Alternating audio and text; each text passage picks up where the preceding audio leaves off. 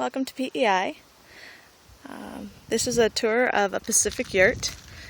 It's located on 54 acres in eastern Kings County, and we have a lovely lake back that away and a lovely driveway that my husband installed. It's nice. In the spring it gets kind of mushy ground and you can get stuck fairly easily, so hopefully we won't have that problem again. We had an alpaca ranch here, and this was one of our barns. We no longer have them. We have a large 22 by 13 foot pool in the back, and I'll just give you a quick tour of our lovely yurt. We have a giant, a fairly large deck. It looks giant. It's a great place to banish children when you don't want them up to their ears in mud. And we have two Pacific yurts actually, and we put on log banisters that need to be fixed up a little bit. They went through a brutal winter, but they help complete the rustic nature of everything. So we'll just head in here for a sec. Alright, inside we have a Pioneer Princess wood stove that helps keep us warm in the winter. It's fairly large. It's probably too large for this place, but it gets the job done. We use it a lot for cooking and canning in the winter and stuff like that. We have your regular stove that we use in the summer because it's quite a lot like a greenhouse in here. When it gets hot, you don't want to be using anything other than the minimal amount of heat. And I wanted to sort of keep down the cost of what it costs to build a kitchen, so we just used oak for the countertops and banisters, and we have a doorway there that leads out to the deck as well. So it really just kept down the cost of the kitchen, and it's very functional and useful. I quite enjoy it. We have a large island in the middle here that's a bit too big for our house, but so going back down here, we have our sewing table, which doubles as our desk work area, and mostly mine, in our living room area. And we've got another door off to another deck that goes to our pool deck, and it's got a second floor. I guess I should show that here. Ceiling fan, which is an essential here both winter and summer, and that's where the kids sleep and play. And I'll go up there and show you in a moment. We have a pantry that was just recently installed and is a absolute wonderful thing. And we have storage for dog food and cat food and potatoes, being that it's PEI, and a place for the cat litter box so we don't have to see it or smell it or deal with it, and the cat's cubby hole. And that's been very useful to keep the dog from eating all the cat food. And going down the hallway, we've got the main bedroom. This is our bedroom. And it's got great light, and it's not very big, but it definitely is good enough for what we use it for, and mostly storing everybody's clothes in here.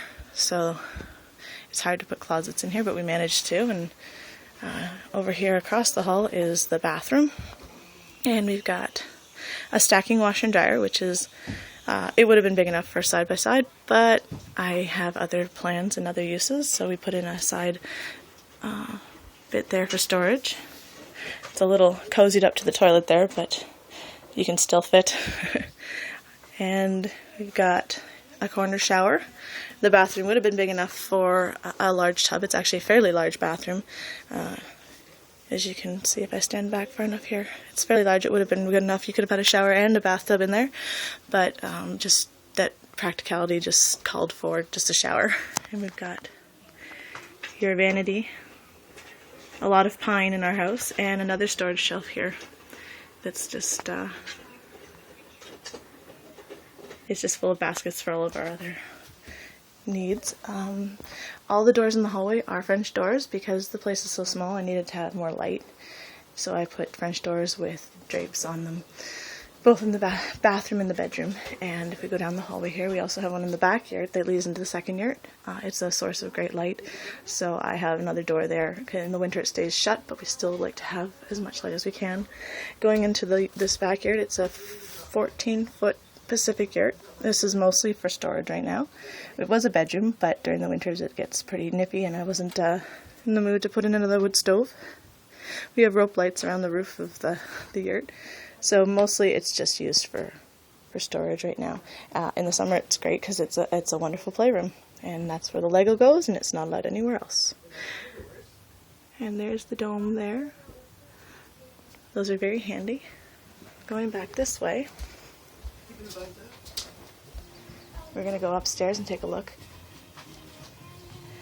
And here we have a major bug issue with all the swamps and wetlands around here. So we have this magic mesh, which is actually a really handy invention. It works very well, keeps the bugs out, and is very good for the size of doors because they're a bit abnormal sized doors.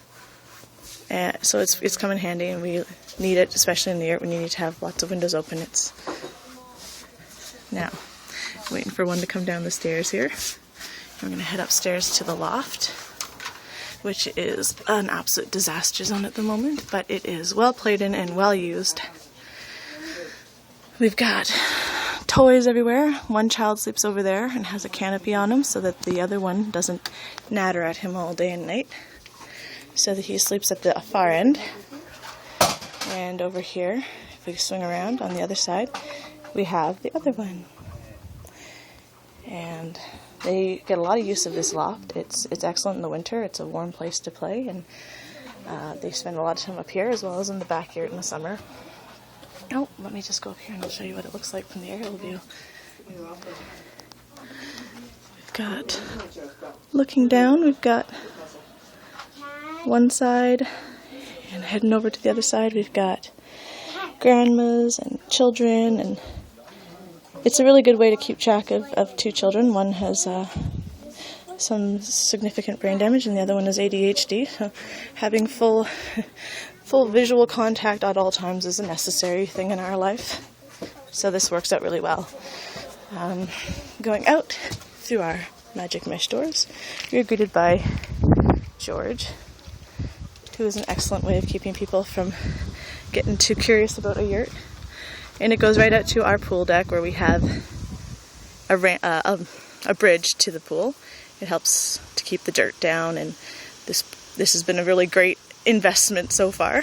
And as you can see way out over there we have a mosquito magnet, also a necessity, and being that George is a retriever water dog, we have his pool, which is looking a little scary at the moment. So there you have it. This is a yurt. This is a yurt in PEI everyone's been so curious about, and there's a back view, so our bedroom and the back yurt, and the domes which are open.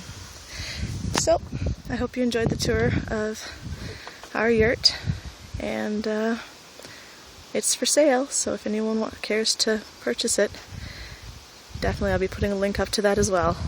Thank you.